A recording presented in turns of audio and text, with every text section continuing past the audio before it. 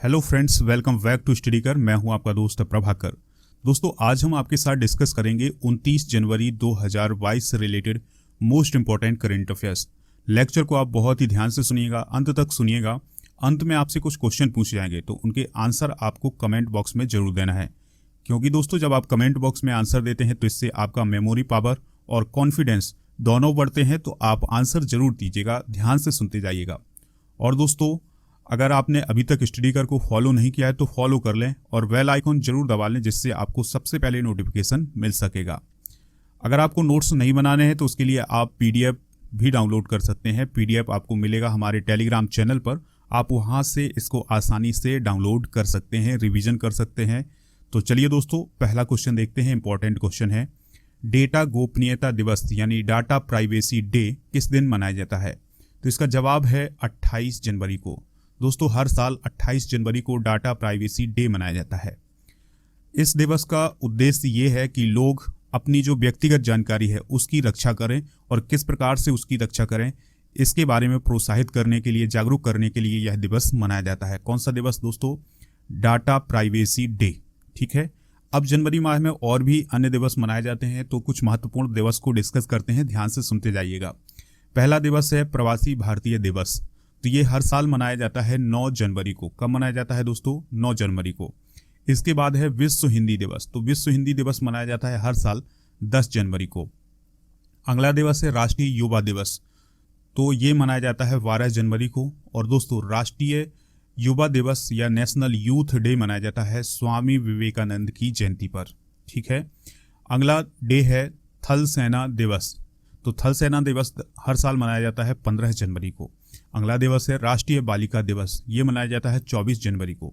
दोस्तों, यहाँ पर आपको एक दिवस और याद रखना है, और वो दिवस है पराक्रम दिवस। कौन सा दिवस? पराक्रम दिवस।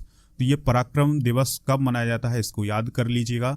ये मनाया जाता है हर साल 23 जनवरी को। ठीक है, 2021 में भारत सरकार के द्वारा घोषणा की गई है कि हर साल सुभाष चंद्र बोस की जयंती पर यानी 23 जनवरी को पराक्रम दिवस मनाया जाएगा। तो ये पॉइंट भी आप नोट कर लें। चलिए दोस्तों, अगला दिवस है भारतीय पर्यटन दिवस। तो ये मनाया जाता है 25 जनवरी को। और अगला दिवस है अंतर्राष्ट्रीय सीमा शुल्क दिवस। तो ये मनाया जाता है हर साल 26 जनवरी को। और 26 जनवरी को भारत में रिपब्लिक डे भी मनाया जाता है। तो ये पॉइंट आप नोट कर लीजिएगा। दोस्तों, जितने भी डे हैं जनवरी माह के, उनको हम अलग से एक लेक्चर में डिस्कस करेंगे, डिटेल के साथ डिस्कस करेंगे। तो आप अगर इसके लिए लेक्चर चाहते हैं तो कमेंट बॉक्स में जरूर बताएं कि इसका लेक्चर अलग से बनाया जाए। अगला क्वेश्चन है, ध्यान से सुनते जाइएगा। नीति आयोग ने ग्रेट निकोबार में कितने करोड़ रुपए की एकीकृत परियोजना यानी इंटीग्रेटेड प्रोजेक्ट की शुरुआत की है? तो दोस्तों, यह जो प्रोजेक्ट है ये है 72,000 करोड़ रुपए का। ठीक है दोस्तों, तो नीति आयोग के द्वारा कहाँ पर यह प्रोजेक्ट लागू किया गया है या शुरू किया गया है? तो ये किया गया है ग्रेट निकोबार में। दोस्तों, नीति आयोग ने ग्रेट निकोबार में 72,000 करोड़ रुपए की एकीकृत परियोजना की शुरुआत की है। इस परियोजना के तहत ग्रेट निकोबार में एक मेगा पोर्ट बनाया जाएगा, एक हवाई अड्डा परिसर बनाया जाएगा। इसके अलावा 130 वर्ग किलोमीटर में विस्तृत किया जाएगा शहर को।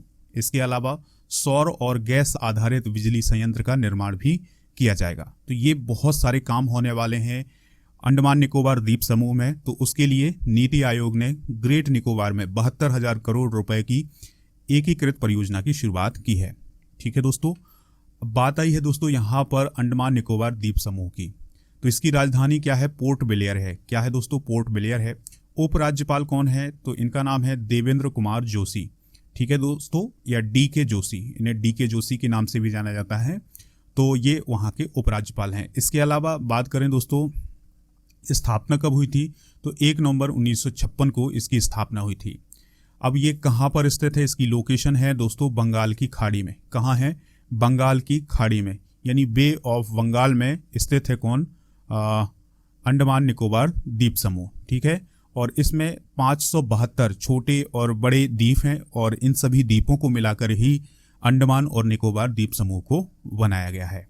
चलिए दोस्तों, नीति आयोग की बात आई है। तो नीति आयोग के अध्यक्ष कौन होते हैं? तो नीति आयोग के अध्यक्ष होते हैं कौन? Prime minister. तो अभी नरेंद्र मोदी जी हैं प्राइम मिनिस्टर, तो वही हैं नीति आयोग के अध्यक्ष। उपाध्यक्ष की बात करें तो वो कौन है दोस्तों, राजीव कुमार, याद रखिएगा राजीव कुमार अभी नीति आयोग के उपाध्यक्ष हैं। और दोस्तों नीति आयोग की स्थापना कब हुई थी, तो ध्यान से सुनिएगा 1 जनवरी 2015 को नीति आयोग की स्थापना हुई थी। तो ये सभी पॉइंट आप नोट कर सकते हैं। अगला प्रश्न डिस्कस करने से पहले दोस्तों एक इन्फॉर्मेशन है आपके लिए, राजा गुप्ता को आप अनअकैडमी पर फॉलो कर लें, वहाँ पर आपको उनकी स्पेशल क्लासेस मिल जाएंगी और इसके अलावा लाइव क्लासेस मिल जाएंगी। अगर आप अनअकैडमी को ज्वाइन करते हैं तो वहाँ पर आपको लाइव सेशन मिल जाएंगे, रिकॉर्डेड सेशन मिल जाएंगे और इसके अलावा दोस्तों टॉप एजुकेटर से आपके जो डाउट हैं उनको क्लियर करवाया जाएगा। और अनअकैडमी पर जितने भी टॉप एजुकेटर हैं वो सभी उपलब्ध हैं, तो आप अनअकैडमी को ज्वाइन कर सकते हैं। कुछ बैच स्टार्ट हुए हैं जनवरी 2022 में, तो इनको भी आप ज्वाइन कर सकते हैं। ज्वाइन करने के लिए दोस्तों आपको एक कोड यूज करना है, कोड है राजा नंबर 1। क्या है दोस्तों, राजा नंबर 1 कोड है। अगर आप कोई फ्री क्लास भी ज्वाइन करना चाहते हैं तो उसके लिए भी आप कोड यूज करिएगा राजा नंबर 1। चलिए दोस्तों अगला करंट अफेयर्स का क्वेश्चन डिस्कस करते हैं। इंपॉर्टेंट क्वेश्चन है, ध्यान से सुनिएगा। 28 जनवरी 2022 को किस महान स्वतंत्रता सेनानी की 157वीं जयंती मनाई गई? ठीक है, तो इसका जवाब है लाला लाजपत राय। दोस्तों लाला लाजपत राय की 157वीं जयंती मनाई गई है कब? 28 जनवरी 2022 को। ठीक है, तो ये इंपॉर्टेंट पॉइंट है, नोट करिएगा। 28 जनवरी 2022 को महान स्वतंत्रता सेनानी लाला लाजपत राय की 157वीं जयंती मनाई गई। उनकी देशभक्ति के लिए उन्हें पंजाब केसरी और लाइन ऑफ पंजाब के नाम से भी जाना जाता था। ठीक है दोस्तों, तो ये क्वेश्चन पहले बहुत पूछे गए हैं एग्जाम में कि पंजाब केसरी किसे कहा जाता था, तो लाला लाजपत राय को। लाइन ऑफ पंजाब किसे कहा जाता है, तो ये भी लाला लाजपत राय को ही कहा जाता है। लाला लाजपत राय का जन्म कब हुआ था? 28 जनवरी 1865 को। कहाँ हुआ था? पंजाब में हुआ था। लाला लाजपत राय हिंदू समाज सुधारक थे, स्वतंत्रता आंदोलन से जुड़े थे। तो याद रखिएगा लाला लाजपत राय का जो जन्म दिन है वो कब मनाया जाता है? 28 जनवरी को। भगत सिंह, चंद्रशेखर आजाद लाला लाजपत राय से काफ़ी प्रभावित थे। ठीक है, यानी जो भगत सिंह और चंद्रशेखर आजाद थे ये लाला लाजपत राय से काफ़ी प्रभावित थे और इन्हीं सब ने लाला लाजपत राय की हत्या का बदला भी लिया था। तो ये पॉइंट भी आप नोट कर सकते हैं। दोस्तों इनकी कुछ किताबें हैं तो उनको भी हम डिस्कस करते हैं कि वो कौन कौन सी किताबें हैं जो कि लाला लाजपत राय से संबंधित हैं।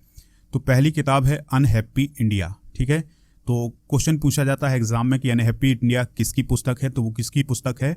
लाला लाजपत राय की। यंग इंडिया दूसरी पुस्तक है, यंग इंडिया। तीसरी है दोस्तों इंग्लैंड डेब्ट टू इंडिया, ये तीसरी पुस्तक है। और फिर दोस्तों अगली पुस्तक है the political future of India. ठीक है, और इनकी एक आत्मकथा है जिसको the story of my life बोलते हैं। तो ये इनकी आत्मकथा है, किसकी? लाला लाजपत राय की। तो ये सभी बुक हैं किससे रिलेटेड? लाला लाजपत राय से रिलेटेड। ठीक है, अगला प्रश्न डिस्कस करते हैं, इंपॉर्टेंट प्रश्न है। इटली की प्रसिद्ध कथकली नृत्यांगना मिलीना साल्विनी का निधन 26 जनवरी 2022 को हो गया। उन्हें भारत सरकार की तरफ से कौन सा सम्मान दिया गया था? तो दोस्तों इटली की प्रसिद्ध कथकली नृत्यांगना है कौन? मिलीना साल्विनी। तो इनका हाल ही में निधन हो गया है, तो भारत सरकार के द्वारा इन्हें कौन सा सम्मान दिया गया था? तो जवाब है इसका पद्मश्री। ठीक है दोस्तों, तो पद्मश्री सम्मान से सम्मानित है कौन? मिलीना साल्विनी, जो कि इटली की हैं। तो उनका हाल ही में निधन हुआ है। उनकी आयु कितनी थी? तो वो 94 साल की थी। कितने साल की थी दोस्तों? 94 साल की। और साल 2019 में भारत सरकार के द्वारा मिलीना को पद्मश्री अवार्ड से सम्मानित किया गया था। उनका जन्म इटली में हुआ था, इसके बाद वो फ्रांस चली गई और फिर वो वहीं की नागरिक बन गई। कहाँ की? फ्रांस की। उन्होंने फ्रांस में कथक का बहुत प्रचार प्रसार किया था। मिलीना साल 1965 में नृत्य सीखने के लिए भारत आई थी और केरल के कलामंडलम में शामिल हो गई थी। दोस्तों इन्होंने केरल में ही नृत्य सीखा था। ठीक है, तो ये एक नृत्यांगना है, याद रखिएगा कौन? मिलीना साल्विनी। दोस्तों अब हम डिस्कस करते हैं स्टडी कर नॉलेज को। तो स्टडी कर नॉलेज में आज हम डिस्कस करेंगे प्राचीन भारत के ग्रंथ और उनके लेखक, यानी प्रसिद्ध पुस्तकें जो कि प्राचीन भारत से रिलेटेड हैं, उनको आज हम डिस्कस करने वाले हैं कि कौन किसकी पुस्तक है। तो ध्यान से सुनते जाइएगा। पहली पुस्तक है अष्टाध्यायी। दोस्तों अष्टाध्यायी को किसने लिखा है? पाणिनि ने। ठीक है, यानी इसके लेखक कौन है? पाणिनि है। अगली पुस्तक है रामायण। तो रामायण किसकी रचना है? वाल्मीकि की रचना है। अगली पुस्तक है दोस्तों महाभारत। तो महाभारत वेद व्यास जी की रचना है। और दोस्तों अगली रचना है, ध्यान से सुनिएगा, बुद्ध चरित या सारीपुत्र प्रकरण। तो ये किसकी रचना है? अश्वघोष की रचना है। और अगली रचना है दोस्तों मुद्रा राक्षस और देवी चंद्रगुप्त। तो ये किसकी रचना है? विशाख दत्त की। ऐसे क्वेश्चन आपके एग्जाम में पूछे जाते हैं बार बार, तो आप इनको नोट करते जाइएगा। दोस्तों अगला जो शास्त्र है वो है अर्थशास्त्र। तो इसके लेखक कौन थे? चाणक्य थे। और सबसे इंपॉर्टेंट अधिक बार क्वेश्चन पूछे गए हैं इधर से, कुमार संभवम, अभिज्ञान शाकुंतलम, विक्रमोर्वशीयम, मेघदूतम, रघुवंशम, मालविकाग्निमित्रम और ऋतु संहारम, ये किसकी रचना है? तो दोस्तों ये रचना है किसकी? कालिदास की। तो ये सभी रचनाएं आप नोट कर लीजिएगा कि कौन कौन सी रचनाएं कालिदास की हैं। अगला क्वेश्चन है, ध्यान से सुनते जाइएगा, हिंदुस्तान पेट्रोलियम कॉरपोरेशन लिमिटेड के नए चेयरमैन और प्रबंध निदेशक यानी CMD कौन चुने गए हैं? तो इसका जवाब है दोस्तों पुष्प कुमार जोशी। कौन चुने गए हैं? पुष्प कुमार जोशी। अब पुष्प कुमार जोशी की बात करें तो यह किसका स्थान लेंगे? तो यह मुकेश कुमार सुराना की जगह लेने वाले हैं, ठीक है, जो कि 30 अप्रैल 2022 को रिटायर होने वाले हैं। तो पुष्प कुमार जोशी 1 अगस्त 2012 से HPCL में मानव संसाधन निदेशक के रूप में काम कर रहे हैं। और नियुक्त होने पर जोशी का कार्यकाल, अगर नियुक्त हो जाते हैं HPCL के जो CMD हैं वो अगर नियुक्त होते हैं तो उनका कार्यकाल कब तक रहेगा? 31 अगस्त 2024 तक, ठीक है।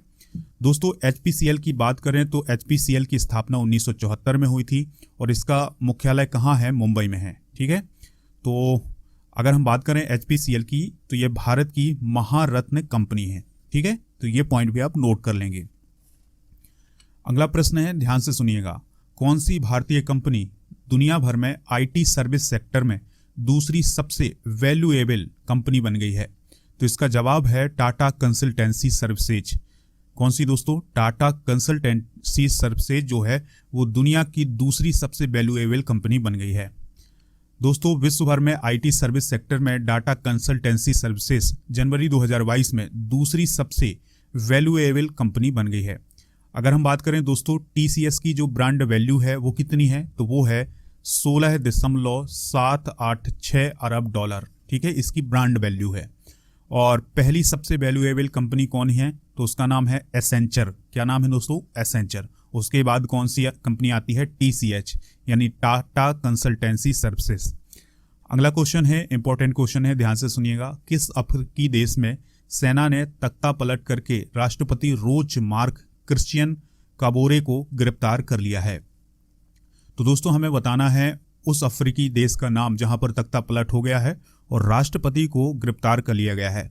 तो उस देश का नाम है वर्कीना फासो। क्या नाम है दोस्तों? वर्कीना फासो। तो दोस्तों वर्कीना फासो में तख्ता पलट हुआ है 24 जनवरी 2022 को और सैनिकों ने देश के राष्ट्रपति रोच मार्क क्रिश्चियन काबोरे को गिरफ्तार कर लिया है और जेल में भी बंद कर दिया है। दोस्तों सेना ने देश की संसद को भी भंग करने का ऐलान कर दिया है, क्योंकि अब सेना का ही शासन है, सेना ही राजा है, अब जो कुछ भी करेगी सेना करेगी, क्योंकि राष्ट्रपति तो अब जेल में बंद हो गए हैं। दोस्तों राष्ट्रपति रोच मार्क क्रिश्चियन काबोरे ने भी अपना इस्तीफा दे दिया है। भाई क्यों नहीं देंगे? क्योंकि सेना ने तख्ता पलट ही कर दिया है। अब पूरा देश जो है वो आर्मी के कंट्रोल में आ गया है। लेकिन बात यहाँ पर समझना ये है कि वहाँ की जो जनता है वो सेना का साथ दे रही है, क्योंकि ये जो राष्ट्रपति महोदय थे ये भी अपने देश पर कम ध्यान दे रहे थे, सेना से इनका कोई संपर्क नहीं था। तो इसलिए इन्हीं सभी बातों के चलते हुए सेना ने तख्ता पलट कर दिया है। लेकिन सबसे बड़ी बात सेना के लिए ये है कि सेना का साथ दे रही है कौन? जनता। दोस्तों वर्कीना फासो की बात करें तो यह एक अफ्रीकी देश है और लैंड लॉक्ड कंट्री है, यानी चारों तरफ से कोई भी मतलब इसमें समुद्री सीमा नहीं है और यहाँ पर चारों तरफ से देशों से घिरा हुआ ये देश है। अगर हम बात करें दोस्तों इसके पड़ोसी देश की तो इसके नाइजर, नाइजीरिया, माली, घाना, टोगो, बेनिन, ये सभी इसके पड़ोसी देश हैं। चलिए दोस्तों अब हम वो क्वेश्चन डिस्कस करते हैं जिनके आंसर आपको कमेंट बॉक्स में देना है। तो पहला क्वेश्चन है थल सेना दिवस कब मनाया जाता है? इंपॉर्टेंट क्वेश्चन है, आंसर दीजिएगा कमेंट बॉक्स में। विश्व हिंदी दिवस कब मनाया जाता है? इसका भी आंसर देना है।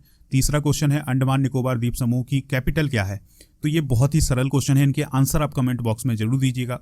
कल के जो सही आंसर दिए हैं उनमें पहला नाम है रूपाली ठाकुर का, दूसरा नाम है महेंद्र सिंह का, तीसरा नाम है नीतू सिंह और चौथा नाम है आदित्य कुमार और पांचवा नाम है तान्या साक। तो दोस्तों इन सभी लोगों ने कल के आंसर बहुत ही सटीक दिए हैं।